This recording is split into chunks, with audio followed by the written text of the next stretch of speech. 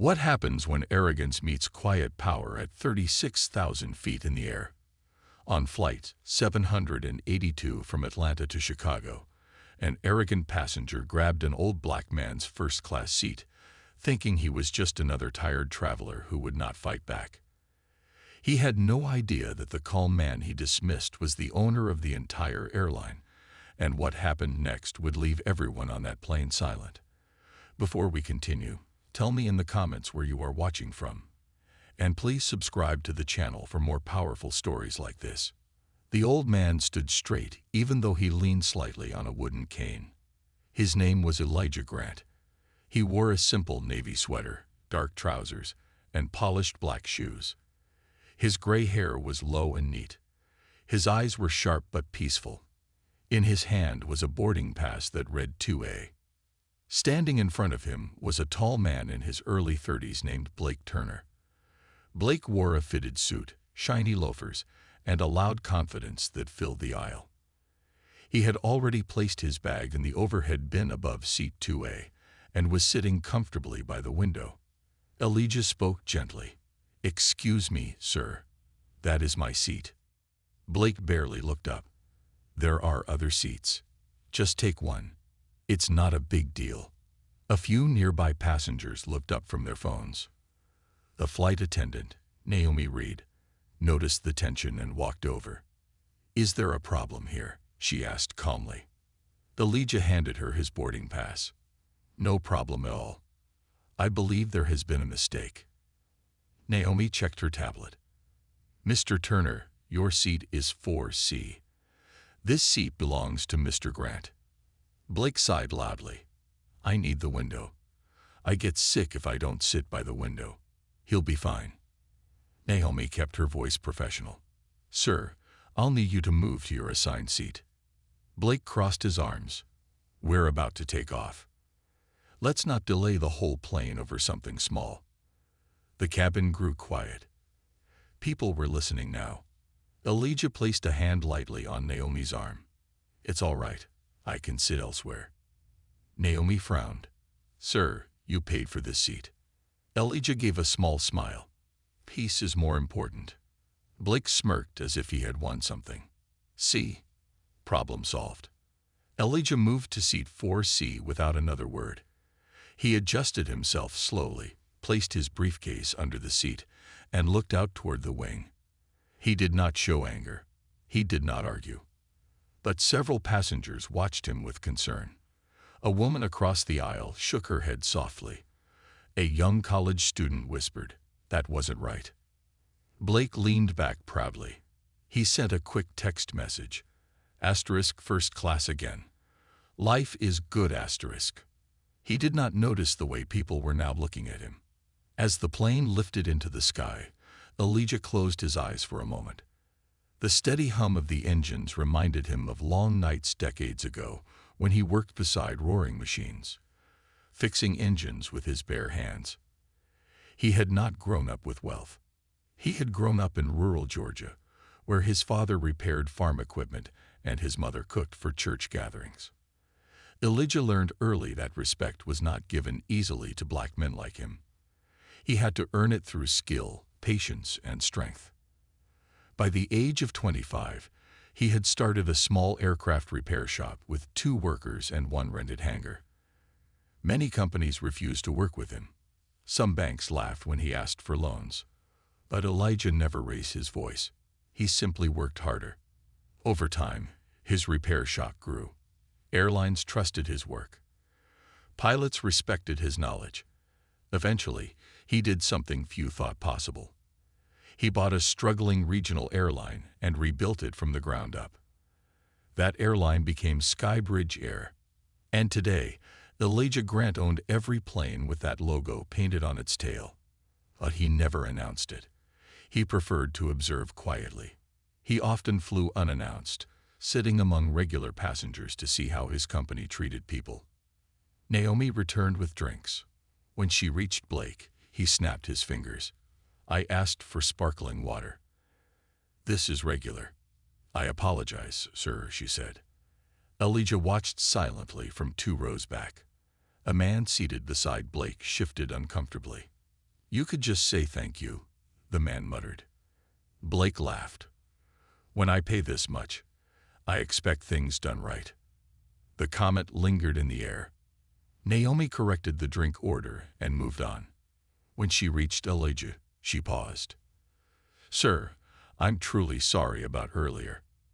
Elijah shook his head gently. You handled it well.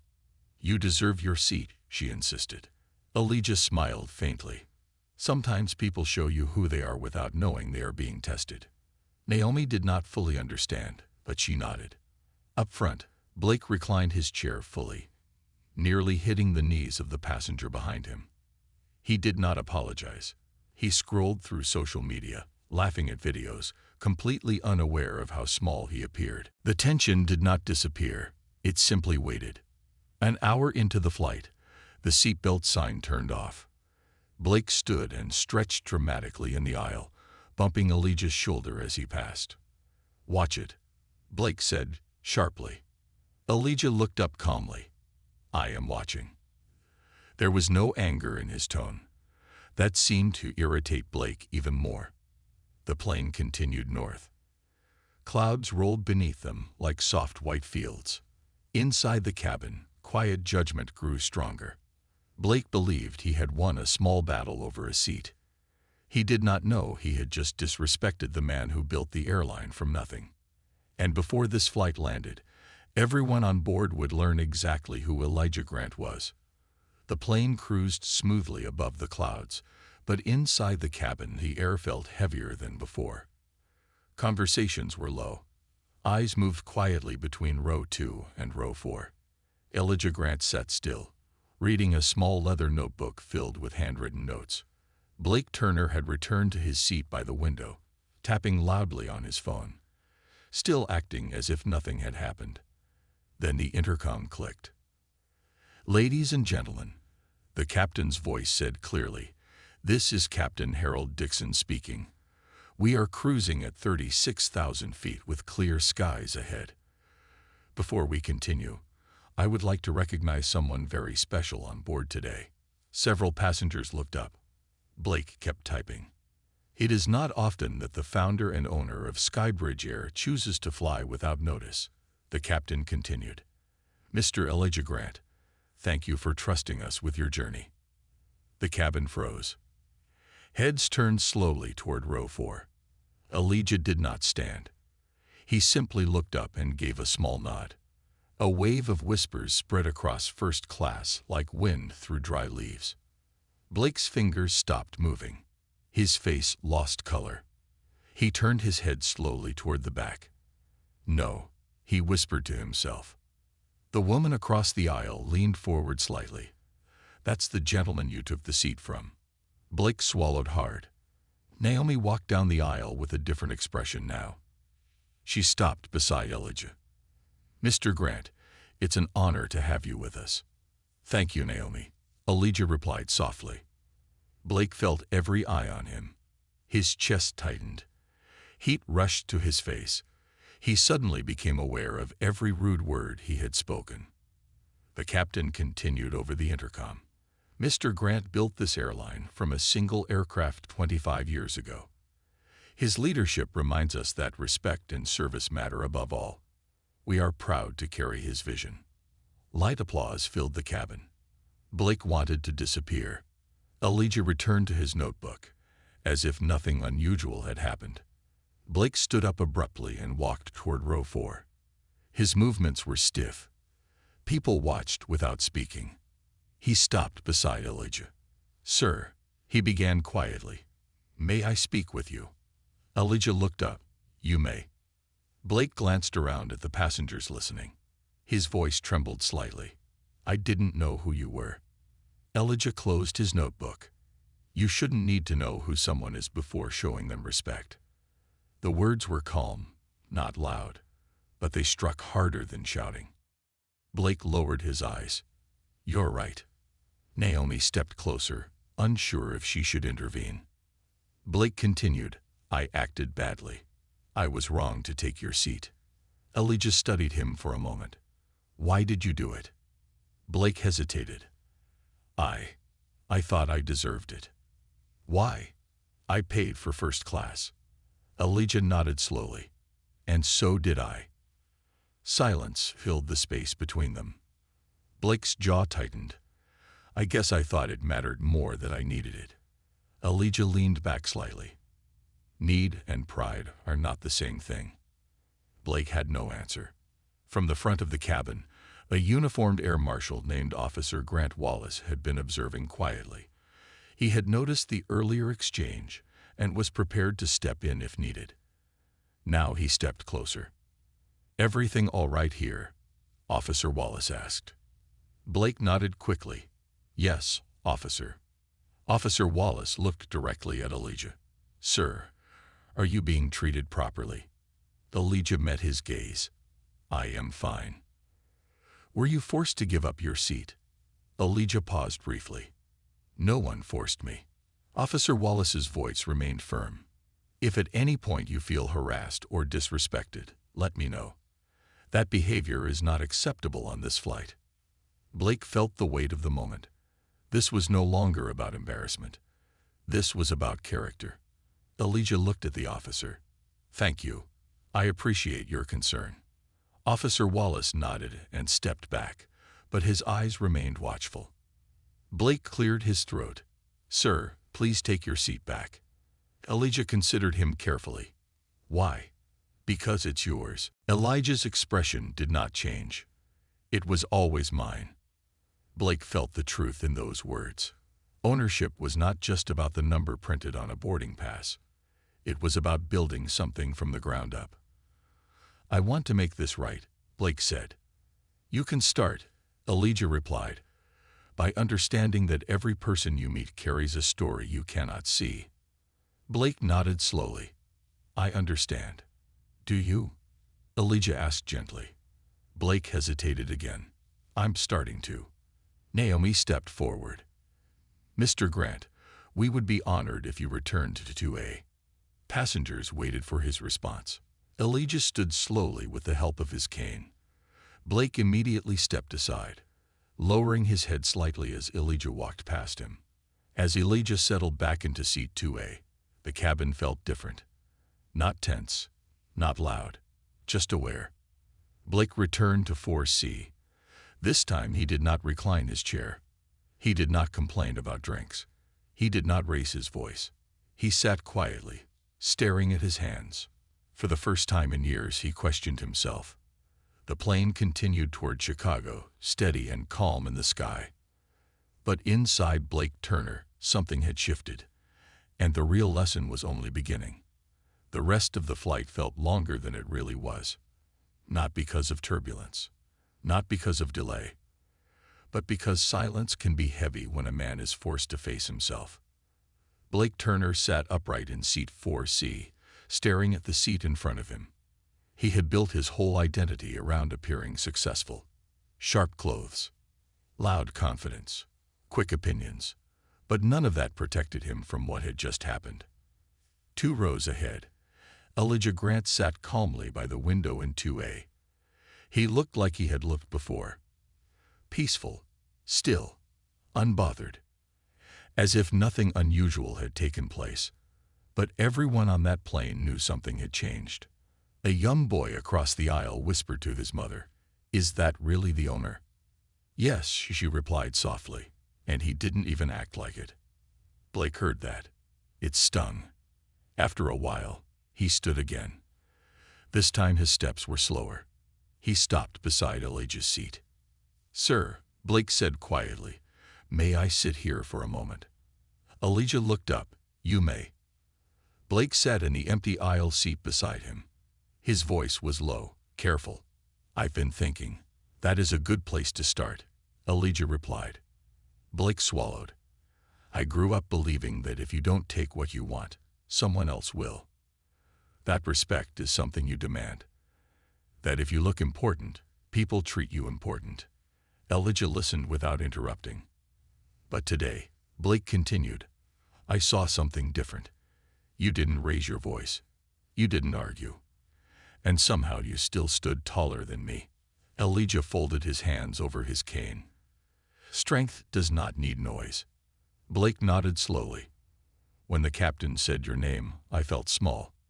You felt exposed, Elijah corrected gently. Blake let out a slow breath. Yes. Elijah looked straight ahead. Do you know why I fly without telling anyone who I am? Blake shook his head. Because I want to see how people are treated when there is no title in the room. That is the true test of a company. And of a person. Blake absorbed that. I failed that test, he admitted. Elijah turned to him. You failed a moment. That is not the same as failing a life. Blake's eyes lifted slightly. But moments matter, Elijah continued. They show us who we are becoming. There was no anger in his voice. Only truth. Blake leaned forward, elbows on his knees. Can I ask you something? Yes. Did you ever deal with this kind of disrespect when you were younger? Elijah's face grew still. Every week. Blake looked surprised. I was told I did not belong in rooms I built, Elijah said simply. I was called names. I was ignored. I was underestimated. But I decided early that I would not let bitterness decide who I became. Blake felt a tightness in his throat. Officer Wallace, the air marshal, passed by slowly and stopped. He looked at Elijah directly. Sir, are you comfortable? I am, Elijah replied. The officer's voice was steady. If at any point you felt this situation involved discrimination or hostility, I would need to address it. Elijah looked at Blake briefly, then back at the officer. The situation involved ignorance, not hate. Officer Wallace nodded. Ignorance can still cause harm. It can, Elijah agreed. But it can also be corrected. The officer gave Blake a firm look. See that it is. Yes, sir, Blake answered quietly. Officer Wallace walked away. Blake felt the weight of that exchange. This was not just about a seat. It was about something deeper. Assumptions. Ego. The way he had looked at an older black man and decided he mattered less. I'm sorry, Blake said again, more firmly this time. Not because you own the airline, but because I treated you like you didn't. Elijah studied his face carefully. That is a better apology. The plane began its descent into Chicago. The captain announced their arrival time. Seat belts clicked across the cabin. Blake returned to his seat for landing. He did not check his phone. He did not complain about the delay in taxiing. When the plane finally touched the runway, a soft clap came from the back. The mood felt different now. Lighter. Passengers stood slowly, reaching for bags. This time, Blake stepped into the aisle and waited. He did not rush forward. Elijah stood carefully. Blake reached up and pulled down Elijah's briefcase without being asked. Thank you, Elijah said. You're welcome, sir. They moved toward the exit together. At the front of the plane, Naomi smiled warmly at Elijah. It was an honor having you on board, Mr. Grant. The honor is mine, Elijah replied. You handled everything with professionalism. Blake waited until Elijah stepped into the jet bridge. Then he spoke one final time. Mr. Grant. Elijah turned. I run a company, Blake said. Small compared to this. But I think I need to change how I lead. Elijah's eyes softened. Leadership is not about being first in line. It is about making sure others are treated fairly in line. Blake nodded. I'll remember that. Elijah extended his hand. Blake shook it firmly. Success is not the seat you sit in, Elijah said. It is the respect you give when no one is watching.